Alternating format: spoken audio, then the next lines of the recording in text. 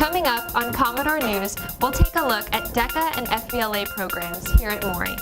We'll also get you caught up with all the scores and information. Commodore News is on.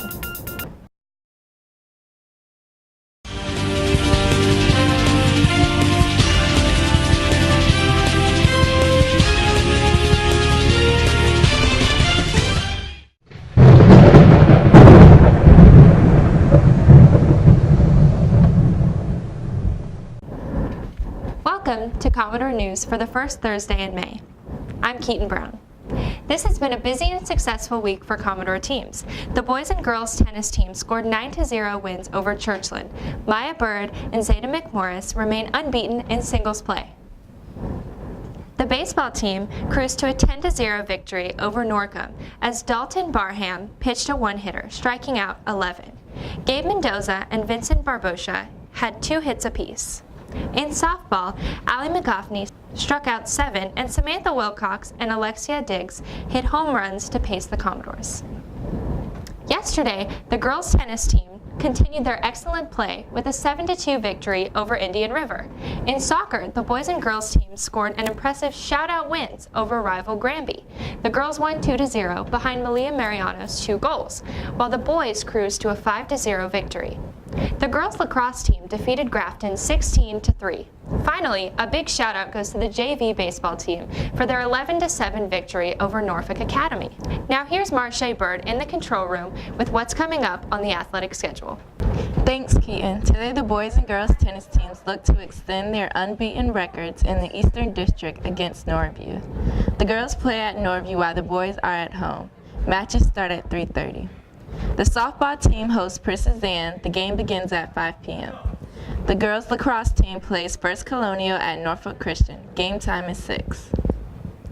On Friday, the baseball and softball teams battle the Boogers here at Maury. Both games begin at 4 p.m. The boys lacrosse team takes on Lansdowne at the Virginia Beach Sportsplex. Game time is 6 p.m. They will follow with the game on Saturday against First Colonial. That game begins at 3 p.m. at the Princess Anne Athletic Complex. Finally, the boys and girls tennis teams will be in action on Monday. The girls travel to Menchville while the boys host Kickatea matches begin at 4 p.m. Lots of action to see. Back to you, Keaton. Thanks, Marche. Every month at Maury's DECA and FBLA clubs, volunteer at the Ronald McDonald House Charities. Here's the Commodore News staff correspondent, Jordan Rose, to tell us more. Every month, DECA and FBLA volunteer at the Ronald McDonald House. The Ronald McDonald House is a nonprofit organization that has been helping millions of families with sick children find comfort and support when they need it most. Their programs are tailored to meet the urgent needs of each community, and they can now be found in more than 64 countries and regions across the globe. Since 1974, the Ronald McDonald House has created programs that strengthen families during difficult times. Ronald McDonald House provides vital resources and compassionate care to children and their families being served by the leading hospitals worldwide. I think the students of DECA and FBLA will benefit from volunteering with the Ronald McDonald House because it allows them to see what good it is to donate your time to actually help others.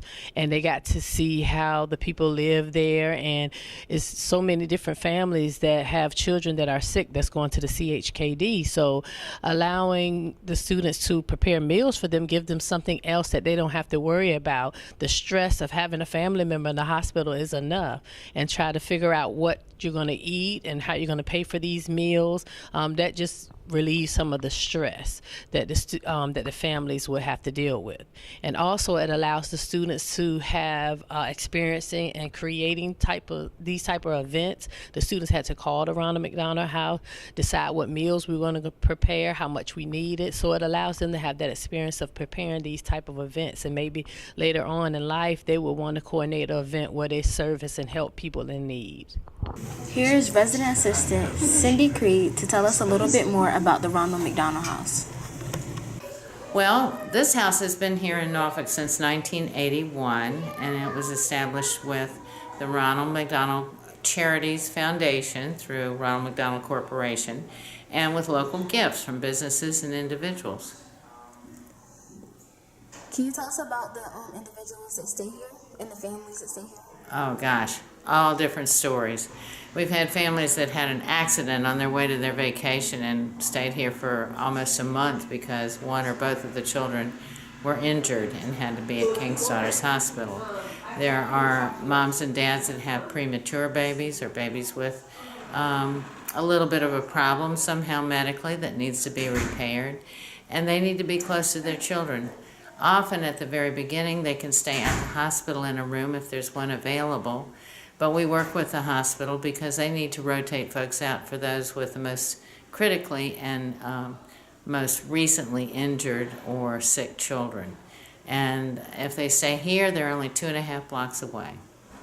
Anybody that stays at Ronald McDonald House can stay here whether they have funds or not, whether they have insurance or not, whether they're in the military or not.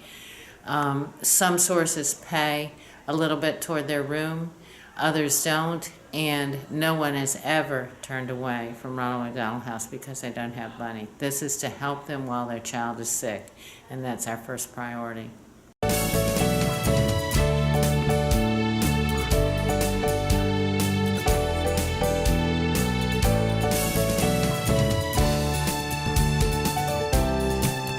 For Commodore News, I'm Jordan Rose. Have a great day.